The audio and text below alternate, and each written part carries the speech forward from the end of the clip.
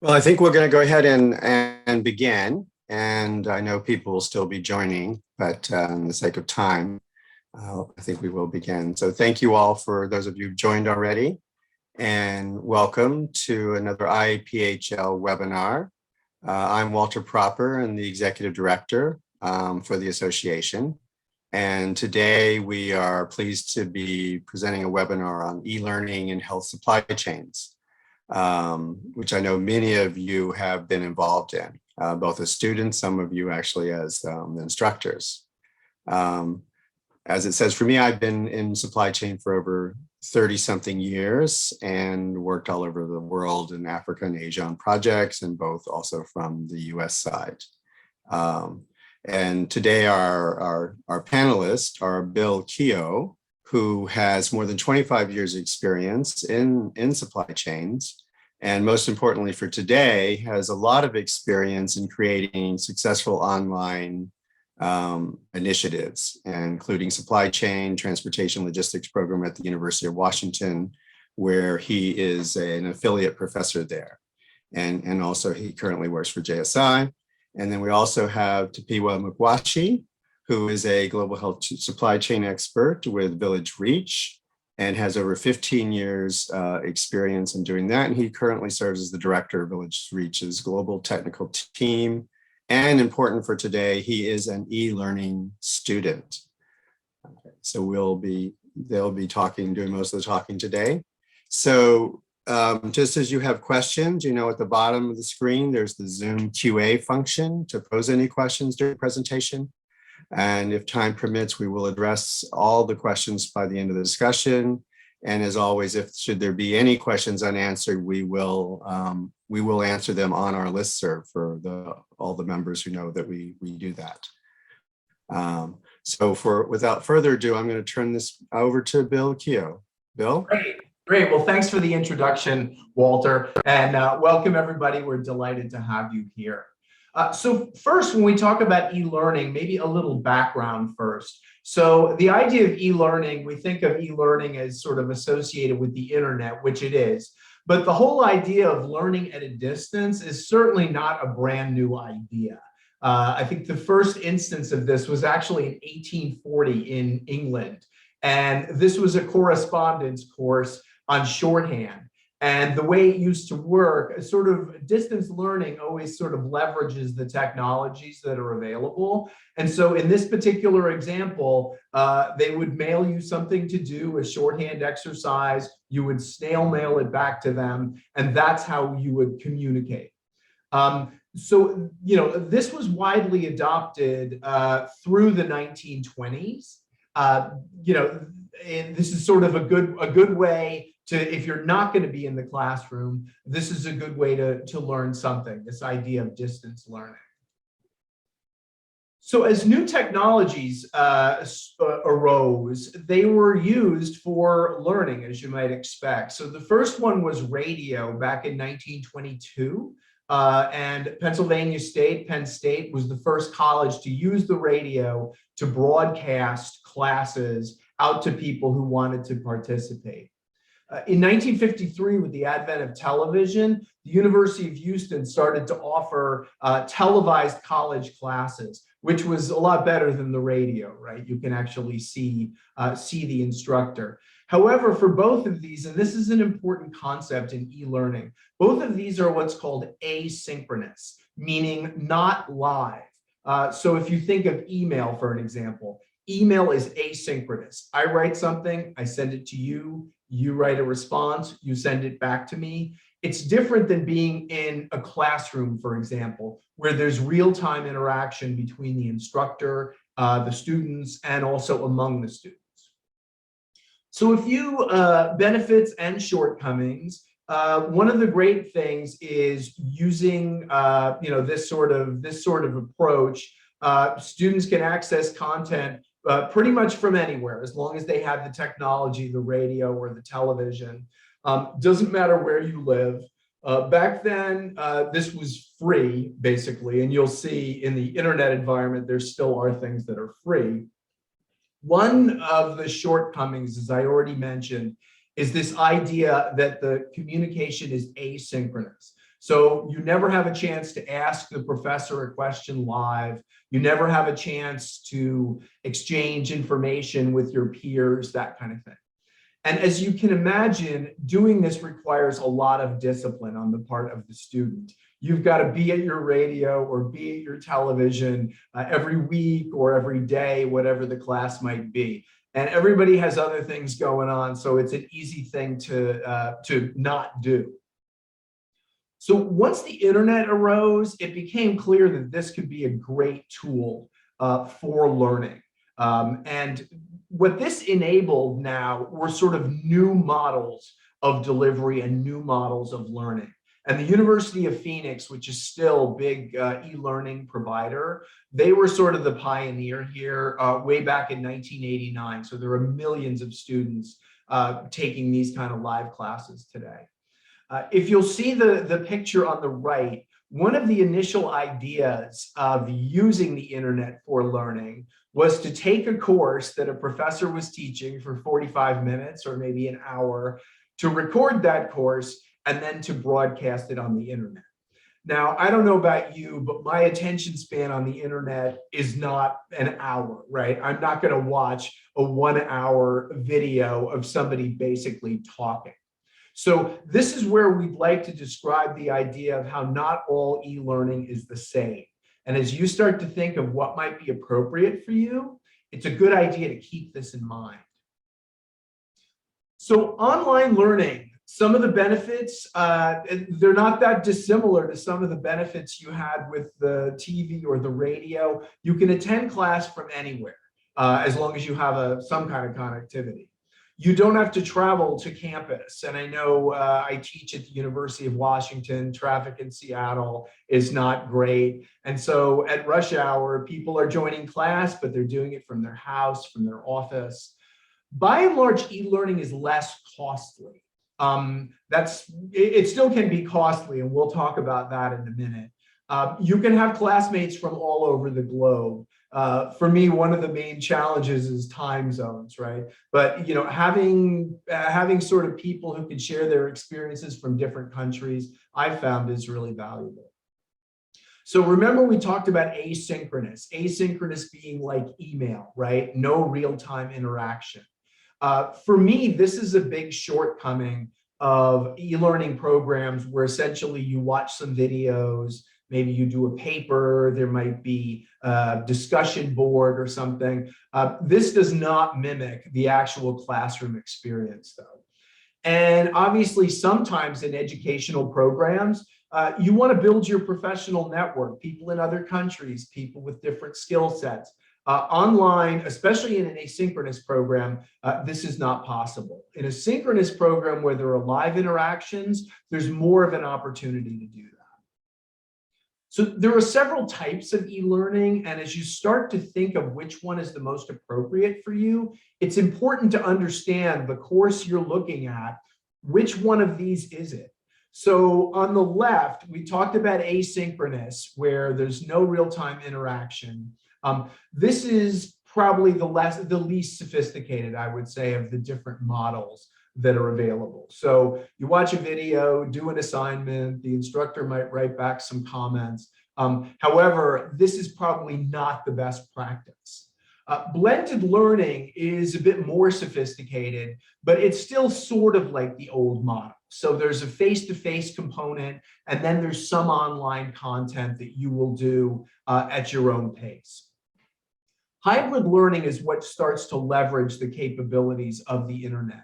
So some of what's there is designed to replace the face-to-face interaction, and then there are some live components as well.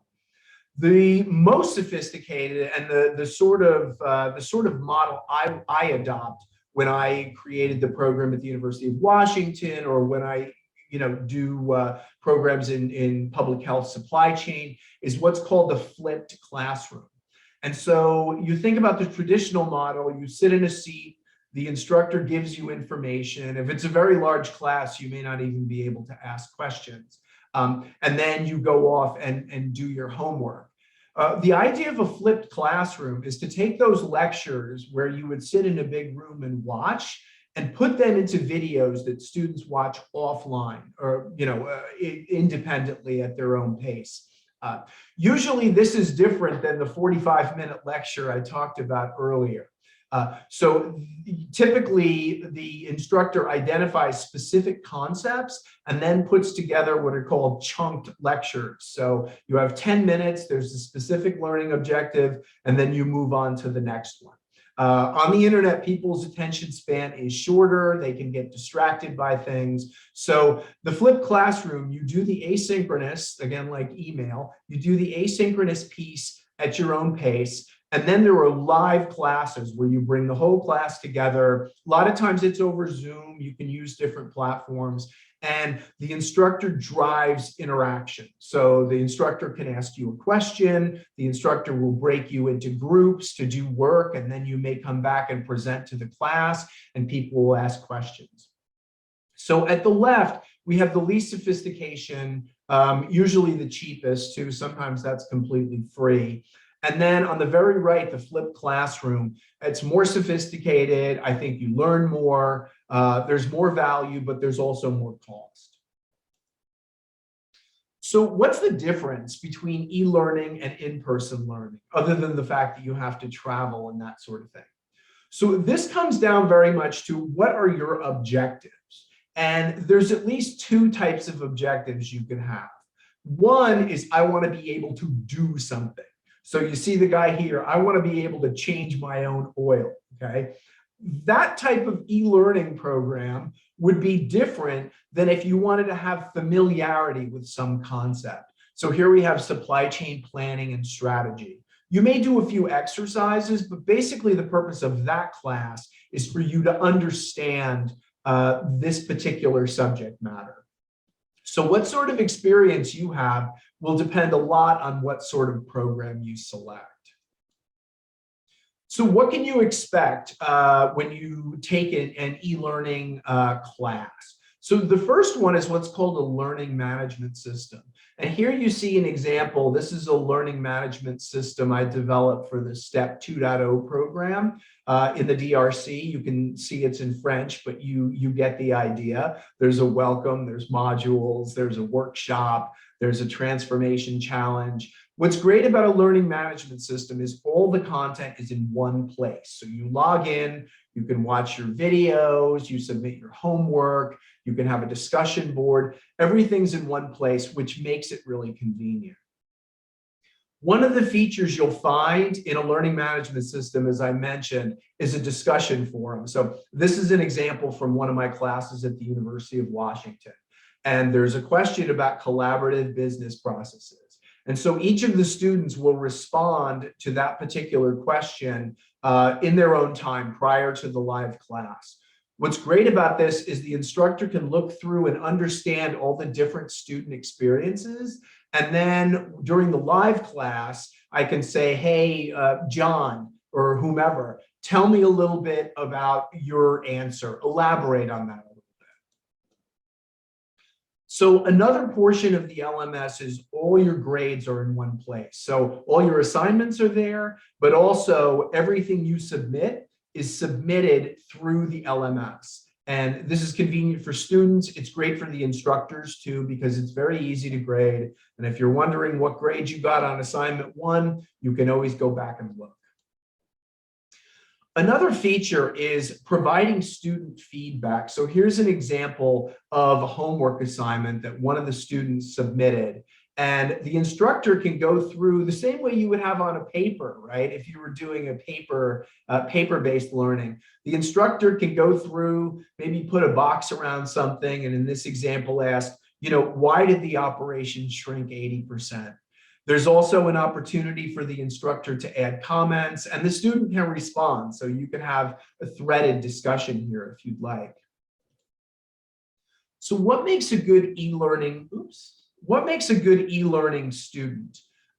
Number one, you have to be self-motivated. This is pretty much true for any student, I suppose. You have to show up for class if it's a live class. It's easier to not go to a live class if it's online. So you need to be driven and you need to be focused to complete this. You need to be organized. And one of the things about the LMS is all the content for the entire class is already there. So this will help you, but you need to be organized to get your work done and to prioritize. Most of the people who are e-learning students, not all, but a lot of them, especially in our space, they have jobs, they have families, they have travel. And so one of the skills is being able to balance these things such that you can complete the program while still meeting your the other requirements of your life. You need to be either comfortable with technology or willing to learn about it. In my experience, this is not that complex. The LMS, it takes a little while to get used to it, but once you're used to it, it's not a problem. Same thing with the live classes where we use breakouts to do exercises. So you need to be at least willing to experiment with new technologies. You need to be able to have a quiet place to study. This is important because if you have a lot of distractions, it's hard to focus on what you're doing. You need access to a PC and you need a reliable internet connection. I've had students in my classes say, I'm going to join on a smartphone. You can do that, but it's not as good. You need a larger screen where you can be able to see the videos of the people in your class and be able to really participate in a better way. On a smartphone, it doesn't work as well.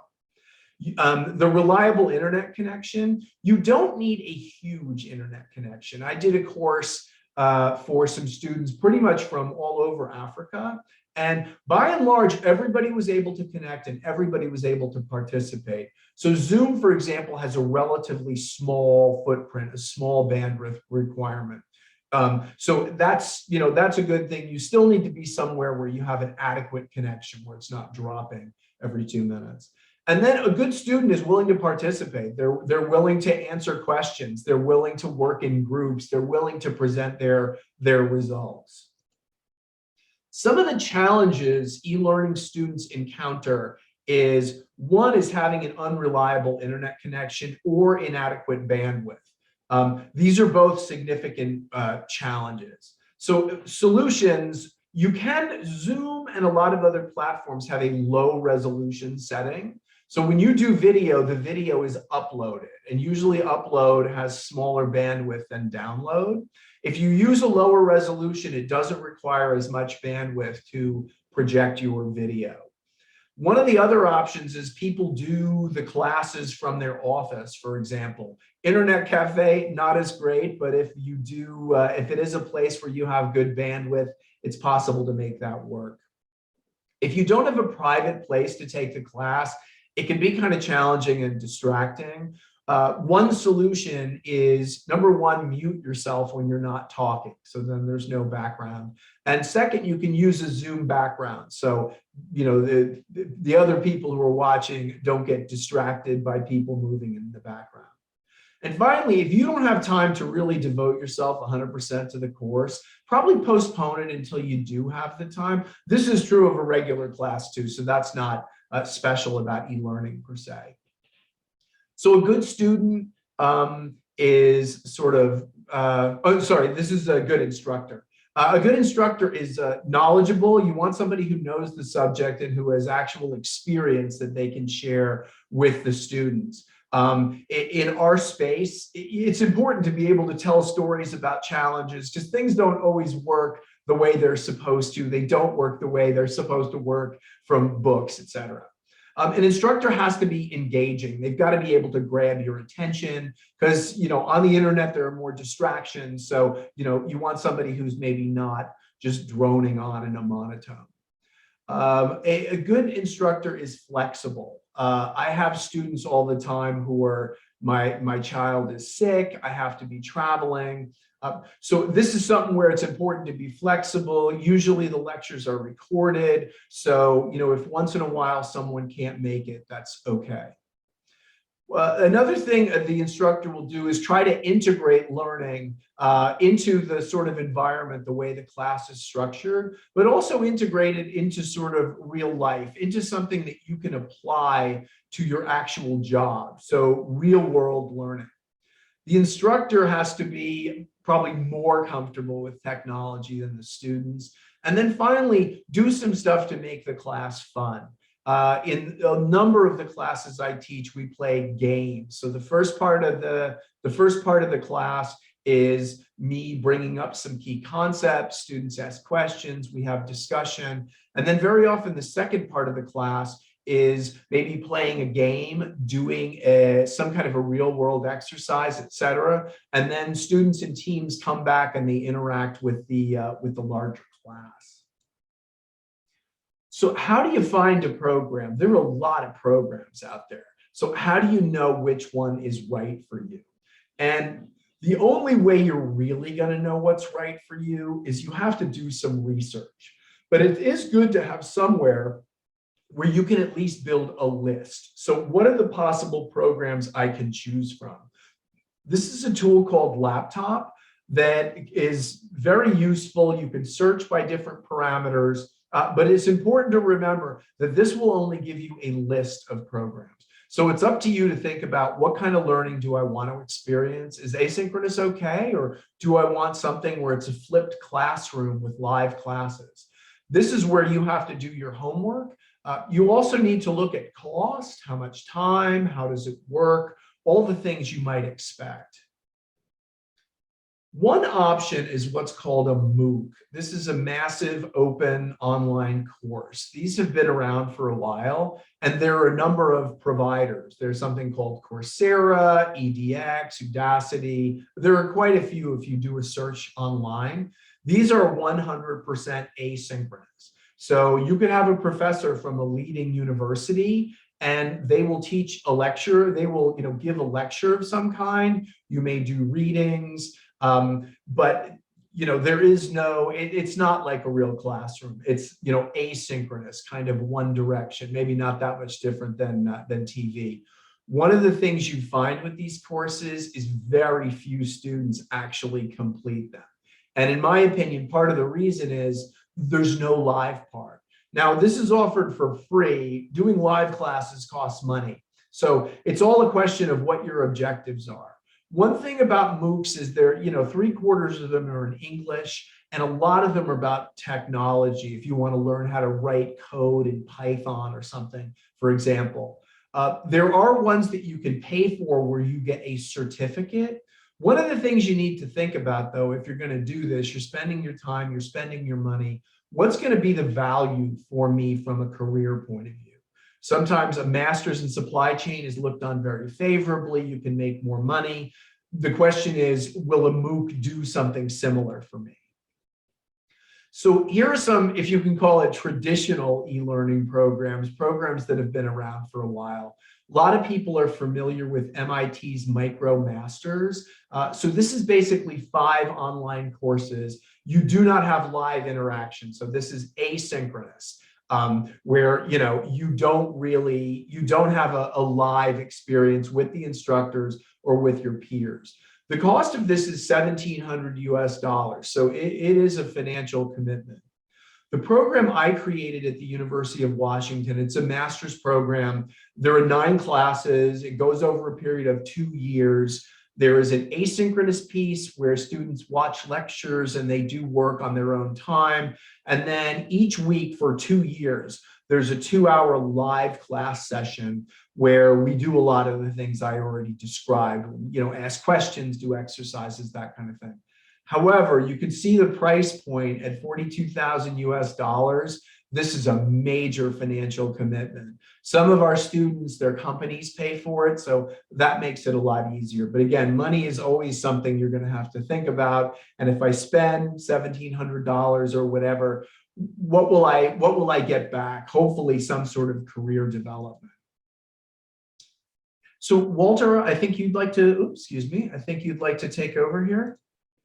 Yes, thanks, Bill. And remember, participants, if you have any questions, you can put them in the Q&A. At the bottom of the screen, you'll see the button for Q&A. I know someone put one in chat, which is fine. And we'll get to those questions at the end. So now we've sort of had Bill's perspective as an instructor and someone who's been doing this. And so we've invited Tapiwa Mukwashi, who I introduced earlier, to give a student perspective. And before we start, maybe Tapiwa, could you tell us a little bit more about yourself? Thanks, Walter.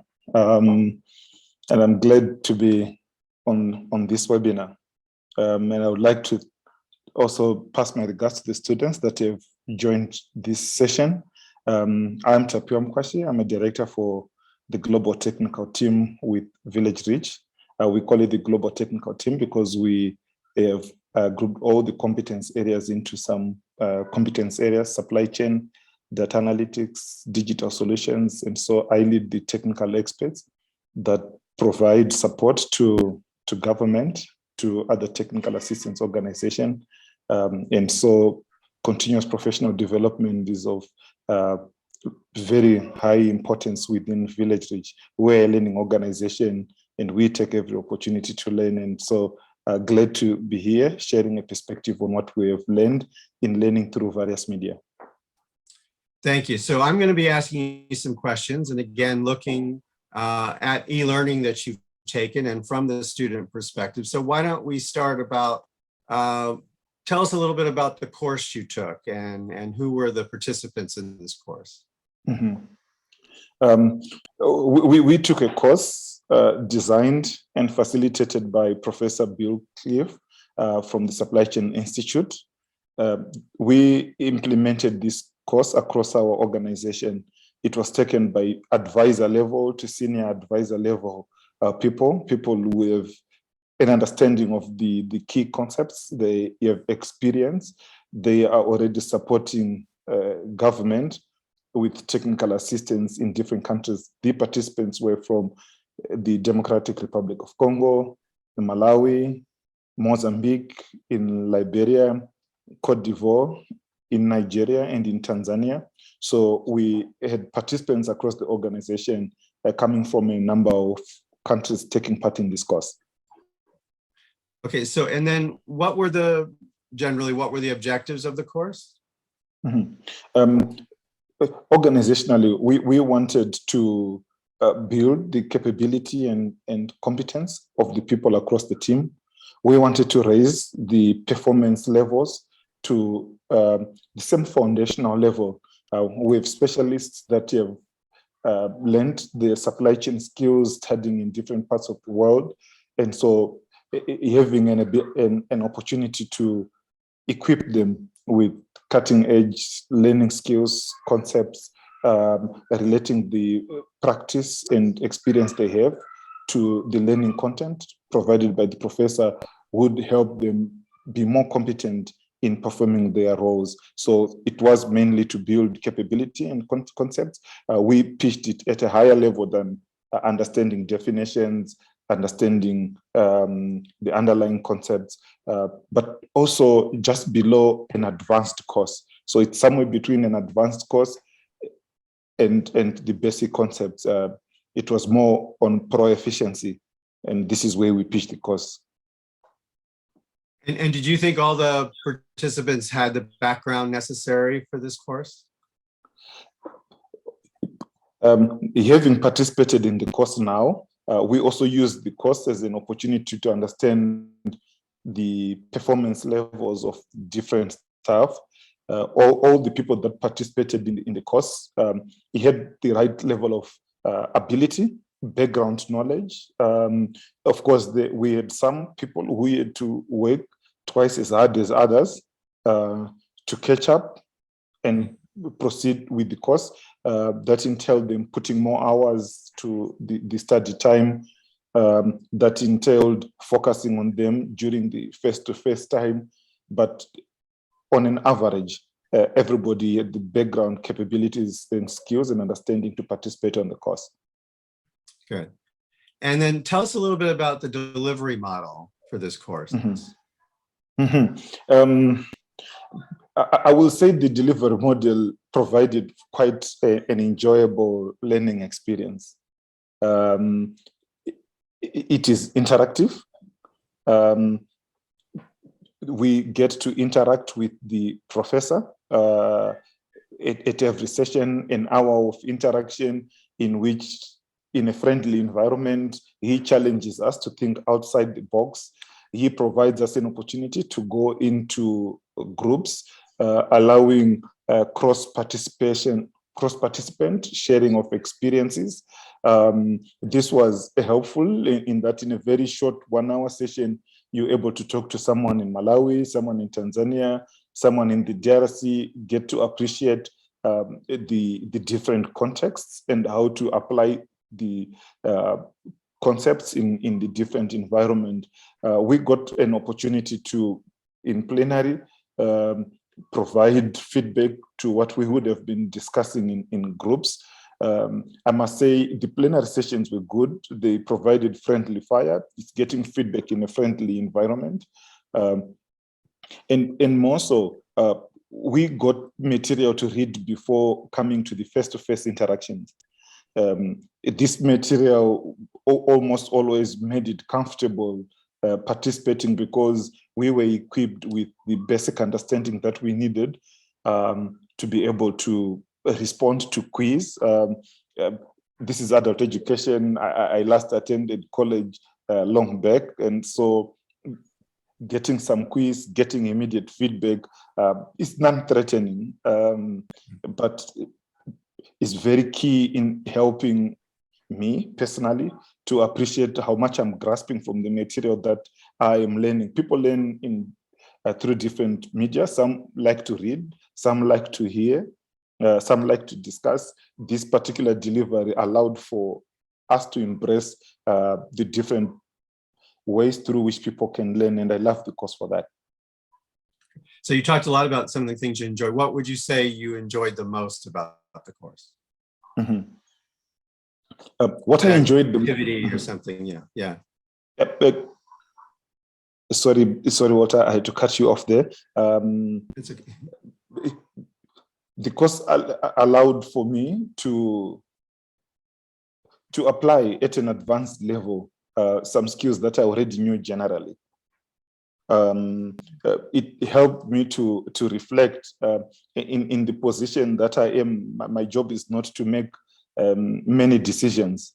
I have to make a few high quality decisions and shape the organization that way. We did a lot on KPIs, how the KPIs cascade across different levels, and how at different levels leaders had to focus on, more aggregated KPIs. And I thought they were very useful insights that I could share of a similar nature that helped strengthen what I look at, what I monitor, and what I use to make decisions. Okay, so, not just your perspective, but from your fellow participants, what do you see some of the challenges that they had in taking the course? They being cross-country, trying to teach people from a Portuguese-speaking country or French-speaking country, delivering this in one language. Although our staff typically are able to speak in English, but the variations came through, and in reflecting on the course, people did point out that they would benefit if the course was presented in a different language. Also, because of the many geographies we were dealing with, the internet coverage was different. There were times and days when people's internet availability was so low that they missed the bigger part of the session. But given that these were recorded, the pre-reading material were online, there was a sort of control in the group that a learner could control when they access the information. But the loss of not being able to ask the professor the questions you had been preparing a whole week for does not make for a very good learning experience. And so language, internet are some of the challenges that the team experienced. Yeah, I'm afraid we're all very attuned to this bandwidth issue that we have. We've been calling Bill once in Seattle. We had a problem. In the US, it sometimes hits us, yes. Okay, so you have a very senior position. You attended this course. And how did you fit this course into your busy schedule? I introduced the structure in my schedule that allowed for me to be able to do this. I think when I started the course, I would be picking and chopping at different times to be able to read, and I found this very difficult until I set aside some focus time that allowed me to, one, set aside the required number of learning hours that we needed. I also recognized that no matter how much I wanted, it was very difficult to fit everything into the typical work day. I had to stretch, do a couple of hours outside the normal working day. And I see this is something that the whole team was eventually able to do. Set aside some focus area, focus time, make sure nobody books meetings in your focus times, and be self-driven. Use your focus time for what you have set aside the focus time for. So a lot of learning is most beneficial when there's a structure. I realized that way into the course, pivoted on that. Also observed many of my team members doing the same. And I think I must also admit that because we must continuously be learning, some of this focus time is something that we have continued to maintain on our calendars, even after the course. So we do get time to read a lot of the material shared through different platforms that we are members of. And I think this structure will be supportive to students who want to learn, who are self-motivated to learn. Set aside some time, use the time, and be accountable to yourself for using that time. So continuing with sort of some of the post-course things. So clearly that's very interesting that kind of got you into the learning framework, even post-course, and sort of setting time aside. What would you say is one or two key takeaways that you took from the course that you've applied to your present position, that's helped you in your present position? Mm-hmm.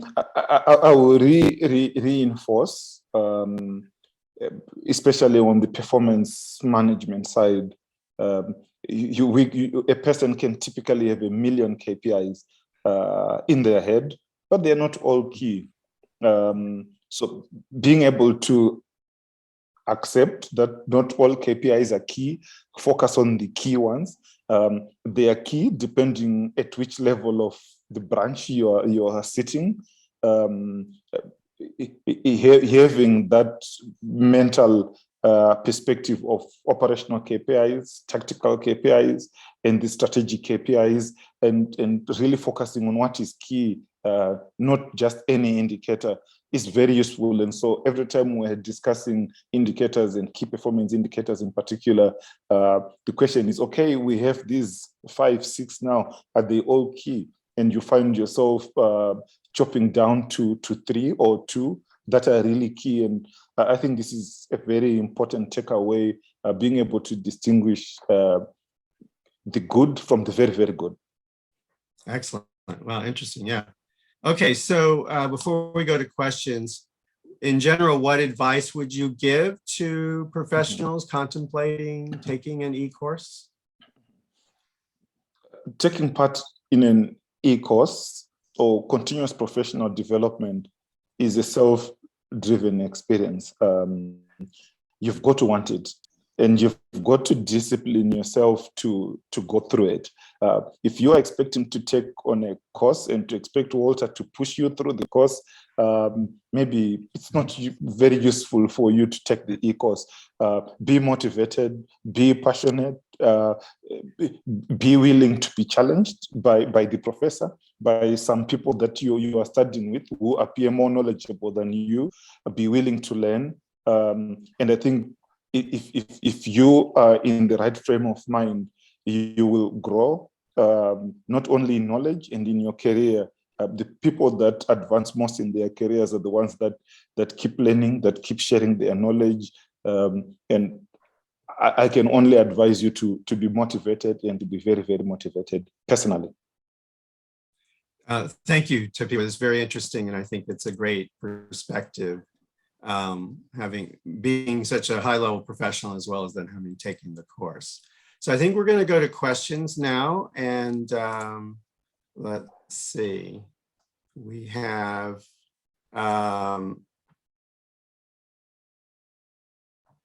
there is a help. Well, one is about getting a scholarship. We'll leave that. I'm not sure what we can say about that right now, but there's one is from Shamani, is any recommended tool that can be used for creating content for the e-learning platform? Bill, to use a tool? Yeah, so this question sounds like it's more from an instructor perspective in terms of creating content, I assume. There are a lot of different tools you can use out there. One of them, if you're going to create asynchronous lectures, sort of remember I talked about that, the kind of 10-minute chunk lectures, you can actually do it over Zoom where no one is participating. So you put up some PowerPoint slides, you put your head up in a box on the right, and you sort of talk through the slides the same way a professor would do in an actual lecture. So that's one tool. I also mentioned the learning management system. For a class, that's absolutely key.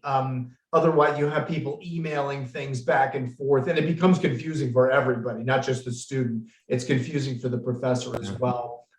There are other tools out there as well where you can it'll help you. Most LMS systems will enable you to create exams and quizzes if you're the instructor. There are other platforms out there. Nearpod is one. There are a handful of them that has its own environment.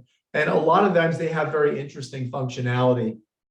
But you can watch lectures. You can put the readings in there as well. One of the things from an instructor point of view that's particularly interesting is you can have everyone in the class take a quiz, say it's 5 questions, and then it will create a PDF for the instructor where you can look through and go, whoa, like almost everybody got question 2 wrong. So the next time the class meets, we definitely got to talk about the concept from question 2 because most people got it wrong. So it enables this sort of interactivity. But like I said, there are a lot of platforms out there. It depends on what you're comfortable with. Most of them are pretty serviceable if you want to make a good quality online class. Thank you. And from Dixon, it's sort of outside of supply chain, but how can we operationalize this system in health context, especially when we're looking towards addressing clinical gaps for health workers? I can address this, and then maybe Walter or Tapiwa, I bet you guys have thoughts about this as well. For me, in terms of e-learning or just learning in general, you sort of have the 2 types, right? One is we talked about familiarity versus capability. For me, at a professional level, I think a class should enable you to do something new, not just hear about it. I don't know about you guys, but for me, I can read about something, etc., watch a video, but I may not really know how to do it. I just sort of watched a video about it. If, however, I'm put in a group where it says, here's your situation. What are the functional KPIs you would use? What are the cross-functional? That sort of thing. Then I have to really think about it, and I can talk with other people, and that requires me to actually do it. So for me, especially professional development classes, ideally it's focused on some objective, right? What would be great? Let's do something about how do we reduce wastage. A lot of different causes of that. It's different in different countries, but you can get a specific outcome that is hopefully a measurable outcome after the class. Also, one way to do this in an even more depth is through a practicum. We do this at the program at the University of Washington, and it's the last course where students take a real problem. They work in teams of 3, and they have to assess the problem. How much would it cost? How would you do it? What other organizations would need to be involved? What technology? And they have to make a real solution to a real problem that people who are experienced professionals with, who've got 30 years of experience, maybe like you, Walter, say, yeah, that seems like a realistic solution. Go do it. So that's my long answer. I'm sure you guys have thoughts as well. Well, I think clinical has its own challenges because ultimately you can do some of the steps. You can teach here, you do this first, you do this. But I'm afraid when you get down to clinical, other than going to some of the new highly sophisticated things where it looks like you're actually there doing clinical practice is very hard. And I think I leave it to my colleagues in JSI who do more clinical stuff to talk about how you would actually do a clinical training because through e-learning, because eventually you have to be there with the patient, you have to touch the patient, and that's very hard in an e-learning situation. But I think some of the principles, and they are moving on this, what are those steps that you need to employ? You can get the steps down, you can go through those. Where supply chain is a little bit easier for us to do it through an e-learning platform. I'm going to go to another question, and from Judith, other than self-motivation, are there other aspects that would keep the learner engaged in the course? So this could go to Tapiwa or to Bill. Yes, I'll take that time. Good, thank you. Bill, in the presentation before I participated in the question and answer, talked about about the evolution of courses, how people were listening on radio.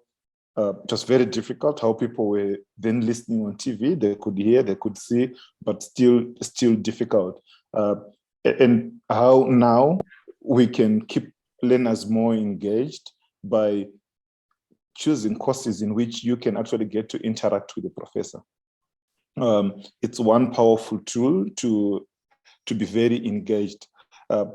Make the course or select a course that is very interactive. This will help. It can be interactive from a perspective of having access to other students. People can form groups on WhatsApp to share material. They can form groups on emails so that inter-student learning takes place. Let's also talk about people who avoid financial incentives. It's much easier to drop from a free course than from a course that you are paying something. You really want to make the best of your investment.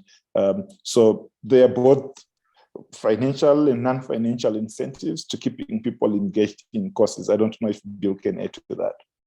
You know, I think that's true.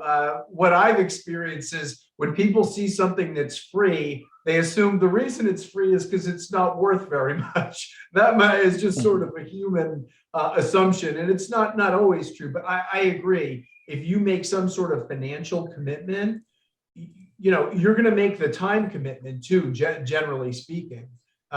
In terms of engagement, I just sort of echo what Tapiwa shared. I think it's very easy to disengage from something where you never talk to anybody else. It's much harder in a live situation. You need to be engaged. And I do know we started the University of Washington program 10 years ago. And so e-learning was a little bit less mature 10 years ago. The platforms weren't as reliable. And initially, a lot of people turned their videos off. From an instructor point of view, it's really bad because you're just talking and, you know, I'll say, Tapiwa. Maybe Tapiwa's there and he's on mute. Maybe he's at the refrigerator getting a sandwich. You know, I don't know where he is. Being able to see the expressions on people's faces is important because sometimes somebody will go, you know, and they make a face where it's clear they don't understand, but they don't say, hey, I don't understand. So I think that's why leveraging the internet for this sort of live experience, for me, that's the best practice. I would say I have the same experience teaching at George Washington University where I guest teach. And of course, it's not designed as an e-learning course, but COVID made it an e-learning. And to actually have all these students who are not going to show their face I couldn't take it. So the next time I said, everyone has to be online, I've got to see your face. And yeah, exactly. I would say to the audience that Gamal, my good friend who was a very senior person in Sudan and did some great work there, you might want to read his chat because he has an experience in terms of really motivating his staff at the time and really going on with learning and continuing education. So he's had quite a bit of experience in that. There's a question about medical materials warehouse. Is there specific dress code? I'll just say that no. I mean, I think other than you have to be, depending on what medical materials you're actually doing, but most of them, no, I've never seen a dress code in a medical warehouse. I don't know if Tapiwa or Bill have seen it, but mostly it's jeans and or maybe a cover. So I think that I don't see any other key questions here. I would say that as we go on, I'll go ahead and if you go to the next slide, Bill. Sure.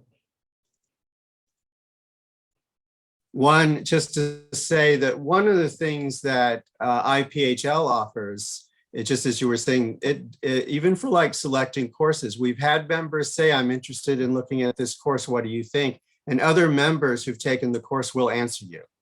And sometimes they'll go offline, they'll exchange things and say, let's talk offline, or they'll just say, here's how I did the course, I took it, I'm happy to talk about my experience. So if you're not a member of IAPHL, please do join. It is free. We think it's still important and members get a lot out of it. So and one of the things that members have been doing is sharing their experience. So that oftentimes someone says, I've seen this guy, Bill Keogh is doing this course at the University of Washington. What do you think of the course? Who's taken it? And you'll get answers from people who've done it.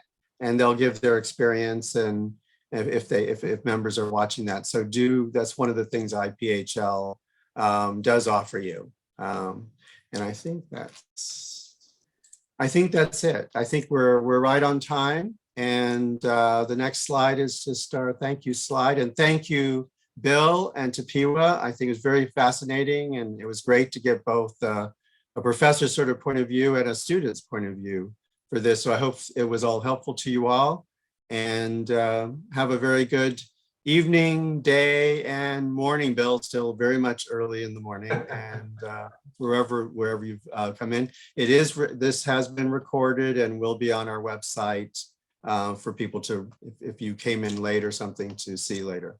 Thank you very much. Bye all. Thank you all for joining. Bye. Thank you.